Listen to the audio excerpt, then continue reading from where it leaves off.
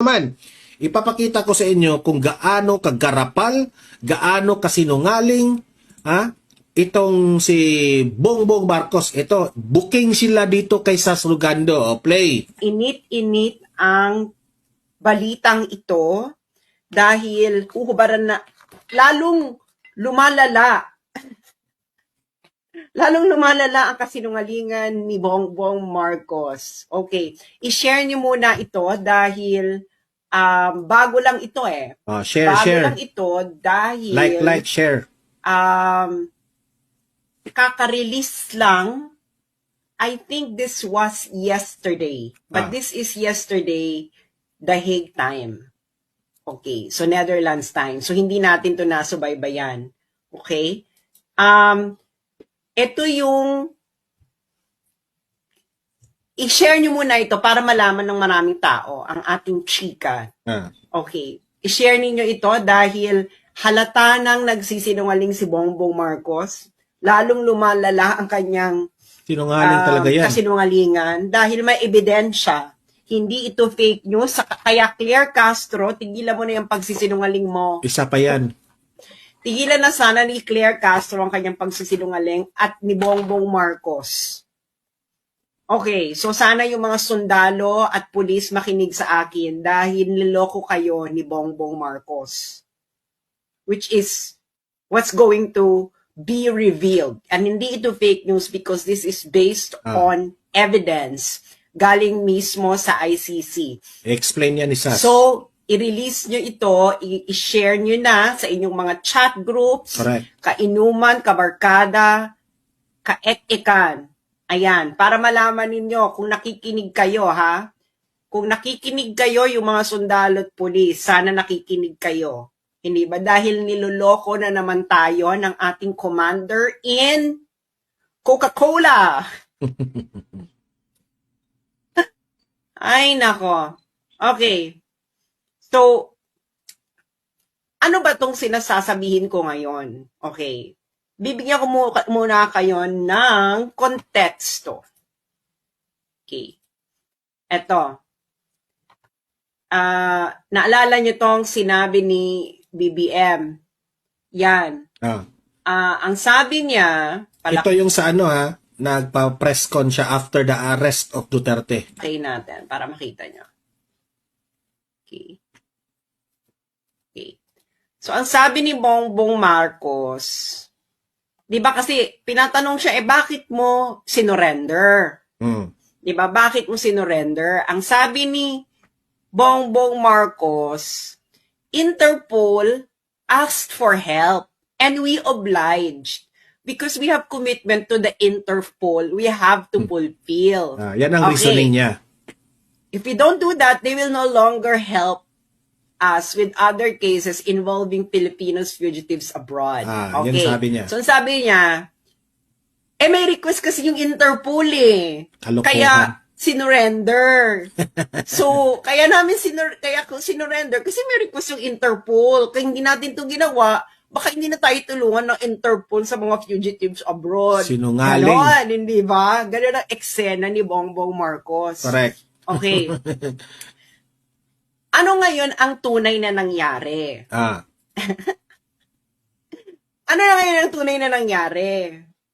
Siyempre, meron kasing, kalalabas lang ito kahapon. Okay, kahapon. To. Straight from the ICC website. Ayan. Public redacted version of prosecution urgent application under Article 58 for a warrant of arrest against Rodrigo Roa Duterte. Kalalabas lang. So, yung warrant, nag-request ng warrant ang ICC, ang prosecutor ng ICC ng February 10, 2025. February 10, 2025. Request yan diba? Request. Okay. Bakit ganun sila ka-urgent ng February 10, 2025? Ang haba na investigation, no, di ba? Tapos biglang, February 10, saka kayo nag-request ng warrant. Bakit? Bakit ka mo? Sabihin nyo muna, bakit? Sabi mo muna kayong ganyan. Bakit February 10, 2025 nag-request ng warrant? Everybody now, in your homes, sa mga offices, sigaw ang sambayanan. Bakit? Bakit February 10, 2025, biglang nag-request ng warrant ang prosecutor ng ICC sa mga judges? Yung may mga taga Mindanao dyan, nanonood ba kayo? Nanonood ba kayo? Ayan, ang dami na nagbabakit. Bakit? Ano to? Chicken bucket. Okay. So, bubuksan na natin ang envelope. Ang ano, di ba? Napaka-sneaky. Ayan. Okay. Nandito yan. Okay. Ito ang dahilan ng prosecutor kung bakit nag-request ng warrant of arrest ng February 10, 2025. Okay. Ang sabi sa mismong dokumento ng ICC, there is a realistic but time-limited possibility of securing Duterte's arrest. In the late 2024, the government of the Philippines publicly announced for the first time that it may execute an ICC arrest warrant. In late January 2025, the government publicly stated that it would execute an ICC arrest warrant if a request to do so is made through Interpol. Itong pinaka maganda dyan, yung redacted. Okay, ibig sabihin po ng redacted, confidential. Okay, 570, ayan o, confidential. Ito yung ano niya, may document confidential. Hindi nila nilagay kung ano. You know what, kung ano ito? In the context of this paragraph, it is the government communication to the ICC. Correct. Communication ni BBM. Si Bongbong may salarin. Yes. Because yung mga ganyang communications, they are confidential. Okay? Because they are diplomatic correspondence. Grabe. That's why it is redacted.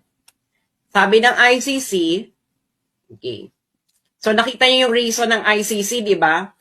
Public statement ng gobyerno ni Bongbong Marcos. At ang yan ang binasehan ng ICC. Suggestion noong January 2025 ni Bongbong Marcos ng gobyerno niya na i-execute namin ang ICC warrant. Basta i-request nyo lang via Interpol. Binigyan niya ng idea. Nagets nyo na. Nagets nyo na, mga friends. Nagets nyo na. Kung nagets nyo na, madali namang magets, di ba? Correct. Di ba? Sinungaling talaga si Bongbong Marcos. Okay. Tapos, after nun, biglang may redacted. Di ba? Kasi kung public announcement yung redacted, hindi mo naman i-redact. Kaya yan Meaning to say, may nilabag si Bongbong Marcos. Hindi na tayo, hindi na tayo miyembro ng ICC, pero bakit nakipag-communicate ka dito sa ICC? Kupal ka talaga, Bongbong Marcos? Official government communication to the ICC, kaya redacted. Nagets nyo? Okay? Usually kasi pag diplomatic correspondences na ganyan, redacted yan. Okay? So, niredact nila. Okay. Should this eventuate, the prospects of arresting Duterte will likely disappear. So, ano ibig sabihin yan? Kung mangyari ito, okay, should this eventuate, the prospect of Duterte will likely disappear. Ano yung dito sa redacted? Ano dito yung sa redacted? Correct. Magkatabing sentence eh. Ano dito yung sa redacted? Ang sinabi ng ICC na should this eventuate. Ano yung ibig sabihin nun? Ibig sabihin na should eventuate, kung mangyari ito, ang possibility na ma-arrest natin si Duterte ay mawawala. Okay. So may sinabi ang Sa redacted. gobyerno ni Bongbong Marcos or anyone, okay? Si Bongbong Marcos, whoever, na nandito yan sa redacted. Ngayon nangamba ang ICC doon dito sa nakalagay sa redacted. Na kung mangyari yung nakalagay sa redacted, baka hindi na nila ma-arrest si Digong. Ano yung binalaan nyo sa ICC? Bongbong. Yan ang Na kung tanong. mangyari yon, baka hindi na nila ma-arresto si Digong. Ano yan? Baka matanggal ka sa pwesto? Tawa. Kaya, nangamba ang ICC na kung mawala ka sa pwesto, ay baka hindi na nila ma-arresto si Analysis lang yun. No? Duterte. Kung anong sinabi niya dyan sa redacted. na-gets nyo na. Sinungaling. Kaya, isang malaki na namang budolero ang ating commander in Coca-Cola. O, kayo ang nagbigay eh. O, Correct. kayo, February 10, 2025, nag-apply ng warrant urgent. Bakit urgent? Kasi, kaya urgent,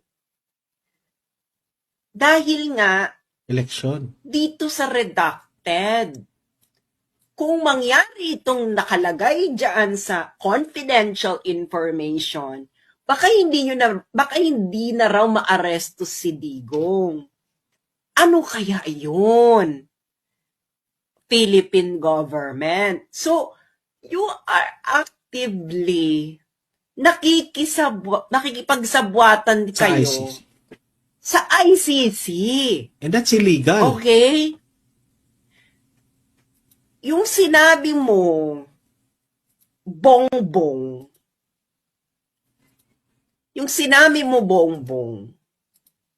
na hindi ka nakikisabwatan, gusto mo lang sundin. Ipapost ko ulit para for more impact. Yung paeklabo mo na ay hindi kasi humingi lang naman ng tulong ang Interpol. Yan ang gusto mong ipakatid sa nasyon. Booking sa ka mga rito. pulis at mga sundalo na humingi lang ng tulong ang Interpol. Pero ang buong katotohanan na hindi nyo na maikukubli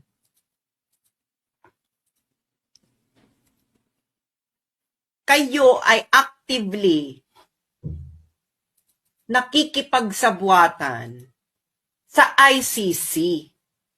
Kaya nga Oh, di The ba? fact na nakipag-usap sila sa ICC, maling-mali na yun. Wala na tayong jurisdiction sa ICC. Tapos meron pang redacted dyan kung anong sinasabi ni Bongbong Marcos na confidential yan, na hindi dapat isa publiko. Ha?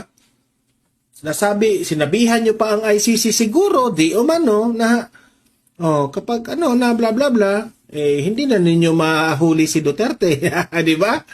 Huli ka dito, Bongbong Marcos. Interested ako dito kasi hindi ito marireveal kasi this is a confidential information. Correct. Itong sa redacted. Okay? Kasi dahil sa redacted na yan, sa official government communication, sa ICC, nangamba ang ICC, ang prosecutor ng ICC. Naku, kung mangyari yung nakalagay sa redacted, baka hindi na natin maaresto si Duterte.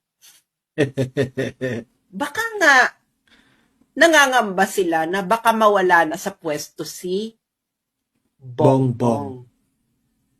At yun yung nakalagay sa redacted. Na maybe there is a possibility na mawawala ka. At kung mawala ka, mawawala na yung